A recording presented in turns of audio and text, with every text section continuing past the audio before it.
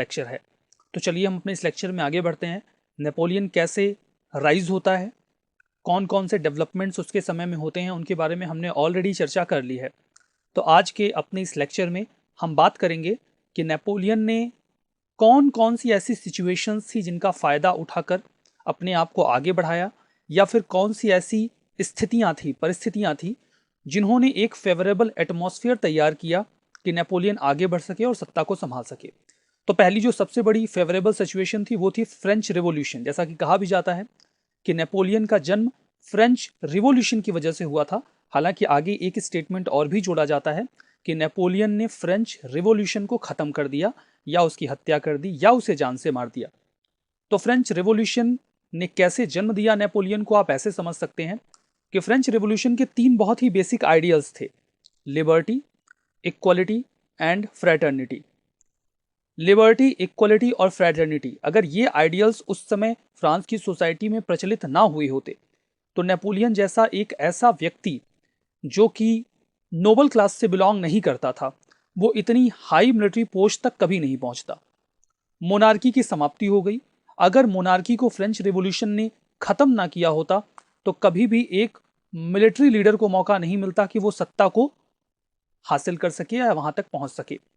Privileges को समाप्त कर दिया गया था। वही सेम बात है कि अगर प्रिविलेजेस रहे होते तो नोबल क्लास कभी भी नेपोलियन जैसे व्यक्ति को आगे नहीं बढ़ने देता। तो French revolution was the first cause और सिचुएशन जिसने नेपोलियन को आगे बढ़ने दिया। दूसरा, फ्रेंच रिवॉल्यूशन के आने के बाद लोगों की योग्यता पर ज़्यादा बल दिया जाने लगा। पहले हर व्यक्ति की योग्यता उसके जन्म के आधार पर नापी जाती थी, यानी कि वो व्यक्ति फर्स्ट स्टेट की फैमिली में जन्मा है, सेकंड स्टेट की फैमिली में जन्मा है, या फिर थर्ड स्टेट की फैमिली में जन्मा है।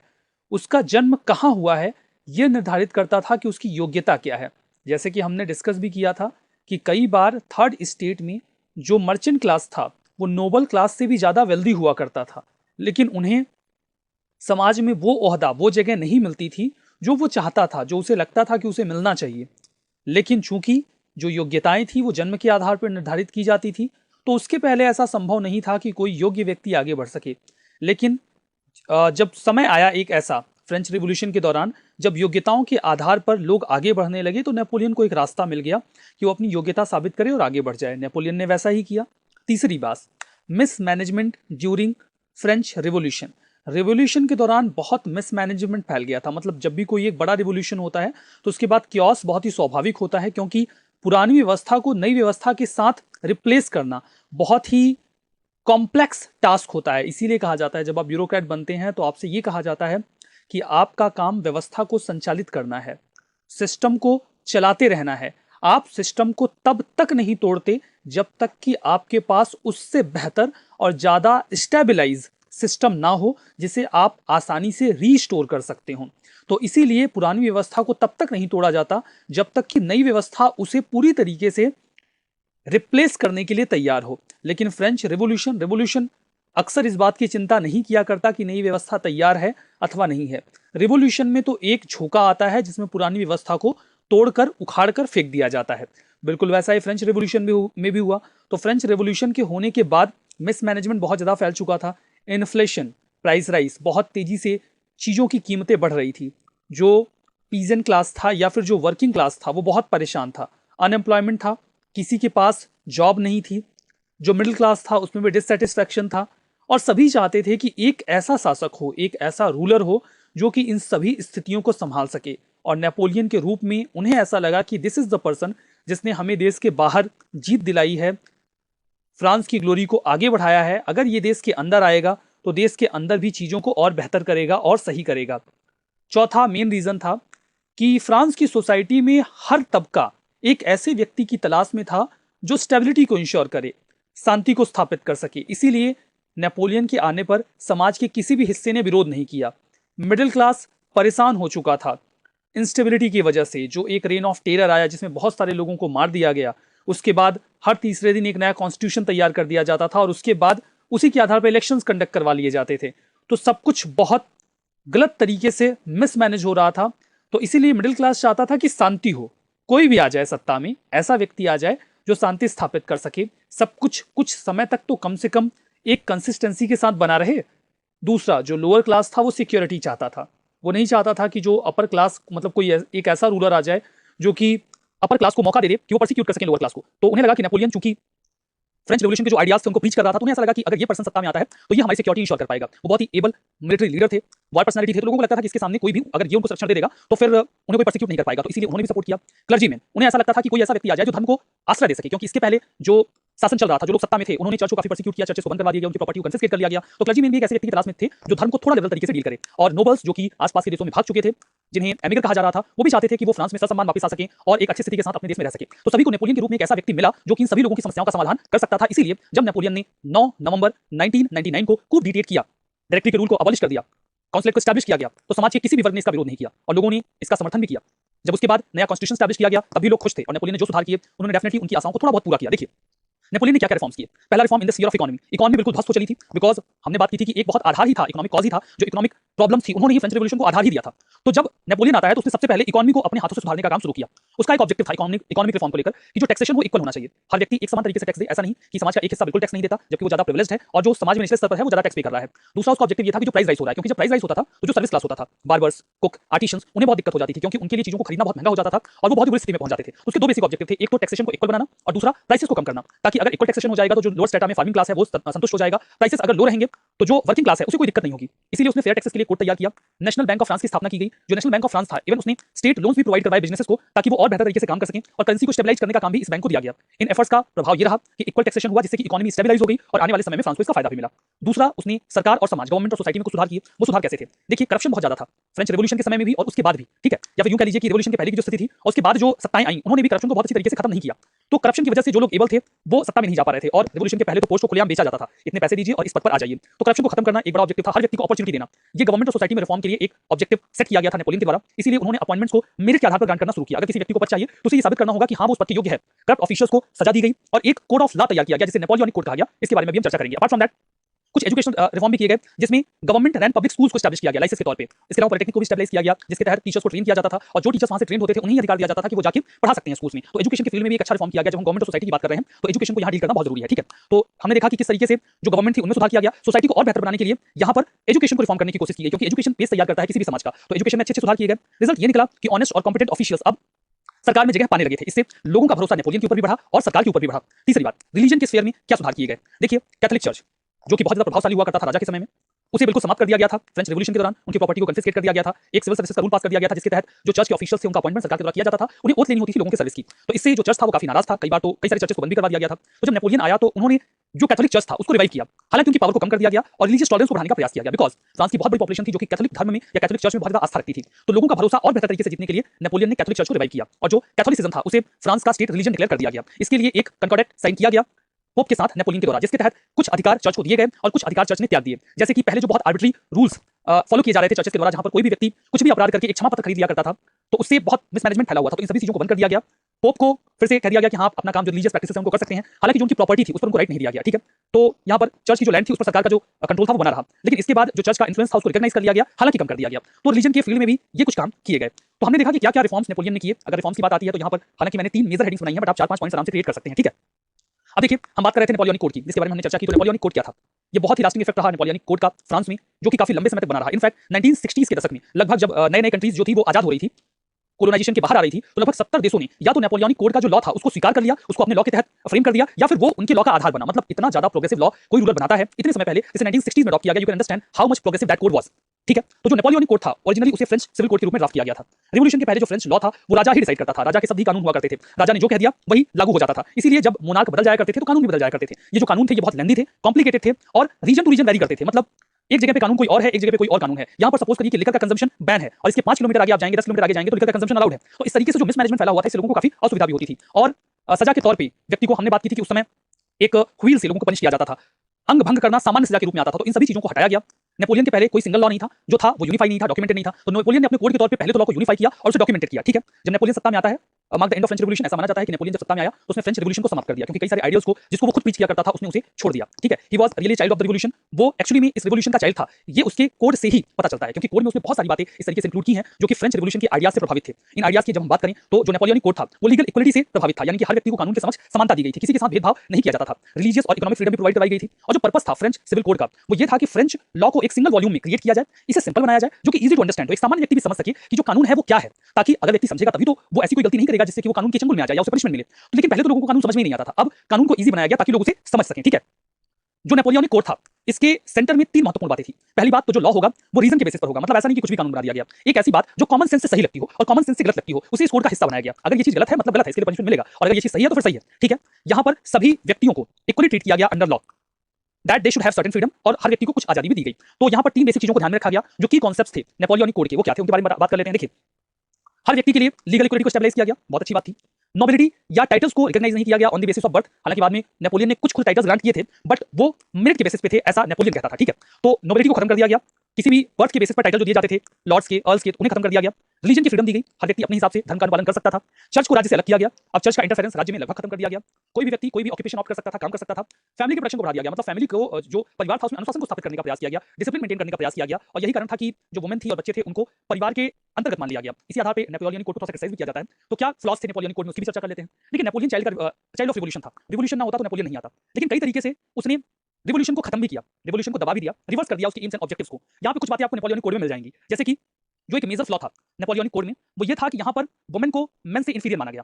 वुमेन के पास कोई अधिकार नहीं थे, उनको ऐसी कोशिश की गई कि उनका समाज में प्रभाव ना रहे। वुमेन को वोट देने का अधिकार नहीं दिया गया, हस्बैंड को कंप्लीट कंट्रोल दे दिया गया उनकी वाइफ्स पर, उनकी पत्नियों पर, उनकी पर्सनल प्रॉपर्टी पर भी। हालांकि जो बच्चे थे, अनमैरिड वुमेन थी, उन्हें थोड़े अधिकार दिए गए थे लेकिन वो भी बहुत नहीं थे। तो इस आधार पर क्रिटिसाइज किया जाता है। इन फ्लॉज के बावजूद जो नेपोलियनिक कोड था उसने रीजन, इक्वालिटी और फ्रीडम को स्टेबलाइज किया। इसकी वजह से जो नेपोलियनिक कोड था वो बहुत लंबे समय तक सर्वाइव कर पाया, ठीक है, और आगे आने वाले लॉस के लिए वो एक इंस्पिरेशन की तरह भी काम करता रहा।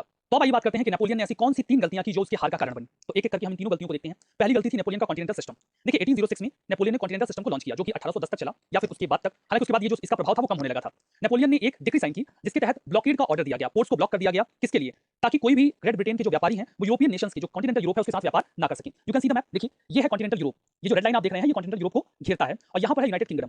कहने को तो ये यूरोप का हिस्सा है लेकिन यहाँ पर इंग्लिश चैनल है जो यूनाइटेड किंगडम को कॉन्टिनेंटल यूरोप से अलग करता है। तो यहाँ पर एक घेरेबंदी कर दी गई, यहाँ के सारे पोर्ट्स को बंद कर दिया गया जो कि अब यूनाइटेड किंगडम के साथ व्यापार नहीं कर सकते थे। यहाँ पर देखिए ये जो लाइन है ये यहाँ पर पुर्तगाल को छोड़ के आ रही है, क्योंकि पुर्तगाल ने इसे फॉलो नहीं किया था और इसी के कारण अटैक भी किया गया था स्पेन के ऊपर, पुर्तगाल के ऊपर नेपोलियन के द्वारा। तो यहाँ पर अगर पुर्तगाल को छोड़ दिया जाए तो लगभग सभी देशों का यहाँ पर घेराबंदी कर दी गई थी। नेपोलियन ऐसा कर भी सकता था, कारण ये था कि यहाँ पर उस समय तक नेपोलियन ने लगभग या तो हर देश को जीत लिया था या अपने प्रभाव में कर लिया था। रशिया के साथ उन्होंने उनको हरा के ट्रीटी भी कर ली थी, तो सभी देशों ने लगभग नेपोलियन के प्रभाव को स्वीकार कर लिया था। इसलिए नेपोलियन ने बोला कि अगर कोई व्यक्ति यूनाइटेड किंगडम के साथ व्यापार करता है तो फिर वो उस देश के ऊपर हमला कर देंगे और उसे जीत लिया जाएगा, ठीक है।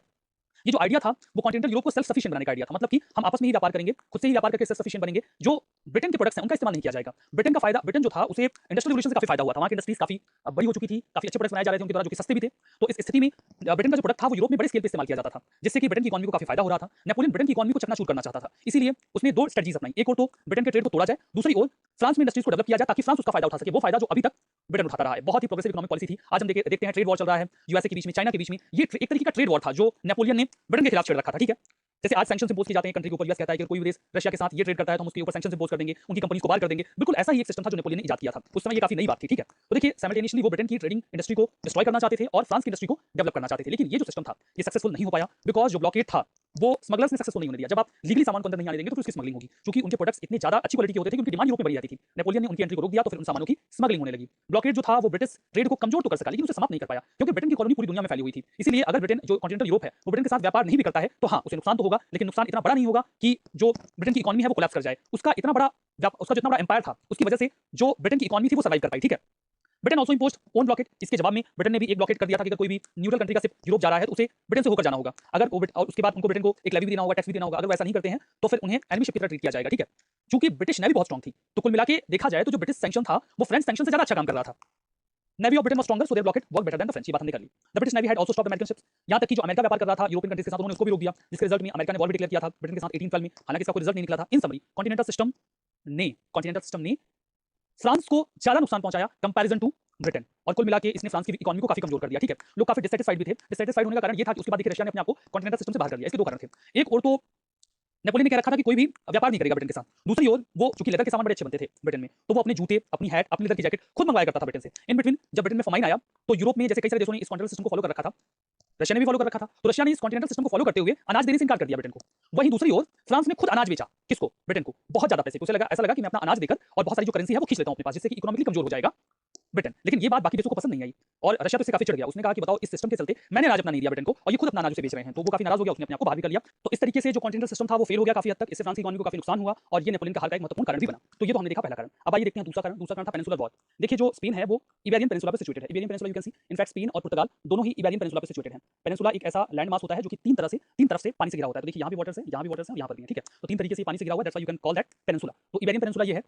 कॉन्टिनेंटल सिस्टम को इंपोज करने के बाद 1807-1808 के दौरान ये पता चला नेपोलियन को कि जो पुर्तगाल है वो कॉन्टिनेंटल सिस्टम को फॉलो नहीं कर रहा है और उसे सबक सिखाने के लिए नेपोलियन ने अपनी आर्मी भेज दी पुर्तगाल में। अब चूंकि आप देख रहे हैं कि यहाँ पर पुर्तगाल में आने का लैंड की तरफ से केवल एक ही रास्ता है, दैट इज, अब चूंकि नेवी बहुत स्ट्रॉन्ग थी नहीं तो जाने का एक रास्ता था। चूंकि नेवी से जाते तो फिर यहाँ पर ब्रिटेन से उन्हें सामना करना पड़ता। ब्रिटेन की नेवी काफी स्ट्रॉन्ग थी तो लैंड रूट लेना पड़ता। लैंड रूट लेने के लिए स्पेन में आना था, मतलब कि पुर्तगाल तक पहुंचने के पहले स्पेन को हराना पड़ता। स्पेन को हराना इतनी बड़ी बात नहीं थी, एक अच्छा बहाना था स्पेन को हराने का। तो उन्होंने पहले स्पेन के ऊपर हमला किया। जब स्पेन के ऊपर हमला किया गया तो वहाँ के लोग काफी नाराज हो गए। उन्होंने बोला कि हम तो कॉन्टिनेंटल सिस्टम को फॉलो भी कर रहे हैं, फिर आपने यहाँ पर हमला क्यों किया? जो पीपल थे, लोग थे वहाँ के, उन्होंने विरोध किया नेपोलियन का। कंसिक्वेंटली नेपोलियन ने वहाँ पे स्पेनिश किंग को डिपोज कर दिया, उनके पद से उनको हटा दिया और अपने भाई जोसेफ बोनापार्ट को वहाँ पे सत्ता पे बैठा दिया। नेपोलियन वाज द पर्सन जो बहुत लंबे समय से मोनार्की का यानी कि राजशाही का विरोध कर रहा था। अब यहाँ पर नेपोलियन अपने खुद के भाई को वहाँ पे बैठा रहा है सत्ता पर। इससे लोगों को लग गया कि जो परिवारवाद है उसको फिर से शुरू किया जा रहा है। तो इससे जो स्पेनिश पब्लिक थी, जो स्पेन के लोग थे, वो काफी नाराज हो गए, जो कि राजा को सपोर्ट भी करते थे। क्योंकि स्पेन जो था वो कैथोलिक रिलीजन का समर्थक देश था, तो वहाँ के लोगों को लगा कि अगर फ्रांस वहाँ पर आता है तो जैसे फ्रांस में कैथोलिक धर्म को दबा दिया गया है वैसे ही स्पेन में भी दबा दिया जाएगा। तो इस बात से नाराज लोगों ने, या जो वहाँ के पीजेंट्स थे, उन्होंने गुरिल्ला वारफेयर स्टार्ट कर दिया। गुरिल्ला वारफेयर में छुपकर हमला किया जाता था फ्रांस की आर्मी के ऊपर, वहाँ के लोगों के द्वारा, जो कि ट्रेन किए जा रहे थे, जिनको असिस्ट किया जा रहा था ब्रिटेन की ओर से भी।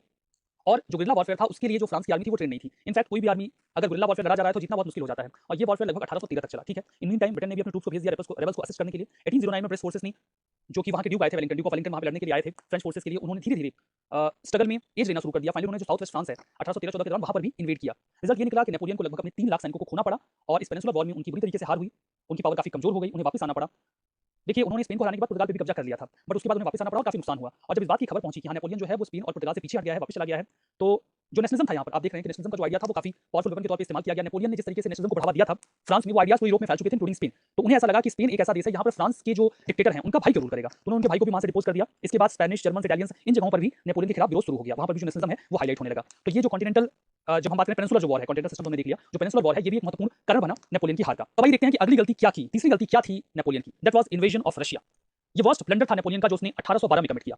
उसने हमला किया रशिया के एम्परर अलेक्जेंडर वन के ऊपर, या रशिया के जार अलेक्जेंडर वन के ऊपर, जो कि एक्चुअली में नेपोलियन के अलाई थे। वो कॉन्टिनेंटल सिस्टम को फॉलो भी कर रहे थे और इसीलिए उन्होंने ब्रिटेन को अनाज देने से भी इनकार कर दिया था जब ब्रिटेन में फमाइन आया था। तो उसके उलट फ्रांस ने खुद ही बहुत ही महंगे दाम पर ब्रिटेन को अनाज बेचा। इस बात से नाराज रशिया ने खुद को कॉन्टिनेंटल सिस्टम से बाहर करने की घोषणा कर दी। इस बात से नाराज नेपोलियन ने, यानी कि फ्रांस ने 6 लाख की आर्मी के साथ मार्च किया, अटैक किया जून 1812 में रशिया के ऊपर। जो इतनी बड़ी आर्मी थी नेपोलियन की 6 लाख की, इसमें सारे फ्रांसीसी ही नहीं थे। जो वो अन्य देशों को जीतता था वहां से भी लोगों को मिलिट्री में भर्ती किया जाता था, इसीलिए इस आर्मी की सिंपैथी बहुत ज्यादा थी नहीं नेपोलियन के प्रति, इसीलिए भी इंटरनली थोड़ी कमजोर थी। इसके अलावा देखिए जो आर्मी रशिया में एंटर करती है तो रशिया ने दूसरी स्ट्रेटजी अपनाई। उन्होंने अपने लोगों को वेस्टर्न बॉर्डर्स की ओर खींचना शुरू कर दिया, बजाय इसके कि वो लड़ाई लड़ते नेपोलियन के साथ। एक छोटा सा कन्फ्रंटेशन हुआ क्योंकि जब वो मॉस्को में एंट्री करने वाले थे तो जो जार थे वो नहीं चाहते थे कि मॉस्को को जीता जाए, और नेपोलियन को ऐसा लगता था कि जब वो मॉस्को जीत लेंगे तो उसके बाद जो जार हैं वो सरेंडर कर देंगे। तो एक लड़ाई होती है जिसमें जो नेपोलियन थे वो सक्सेसफुली मॉस्को तक पहुंचने में सफल होते हैं। अब इसे जीत कहा जाए, हार कहा जाए, ये तो गलत होगा, क्योंकि अल्टीमेटली तो नेपोलियन को वापस आना ही पड़ा था बिना कुछ हाथ में लिए, ठीक है। तो जब वो मॉस्को पहुंचे तो उन्हें ऐसा लगा था कि मॉस्को में जब वो पहुंचेंगे तो जो जार हैं वो सरेंडर कर देंगे। लेकिन जब वो मॉस्को पहुंचे तो वहां पर देखा उन्होंने कि वहां के लोगों ने अपने घरों को जला दिया था, खेतों को जला दिया था, कैटल्स को स्लॉटर कर दिया था, पानी में जहर मिला दिया था, उनको ना तो वहां कुछ खाने को मिला और ना ही पीने को। और ये नजारा उन्हें पूरे रास्ते देखने को मिला था। वो जैसे जैसे आगे बढ़ते जाते थे, जो रशिया की पॉपुलेशन थी वो अपने घरों को जला देते थे, खेतों में आग लगा देते थे, पानी में जहर मिला देते थे, अपने पशुओं को स्लॉटर कर देते थे या फिर साथ लेकर चले जाते थे, और जो पीछे के लोग थे वो उन्हें सहारा दे देते थे। तो इससे उनकी आर्मी को ना तो कुछ खाने को मिल रहा था और ना ही पीने को।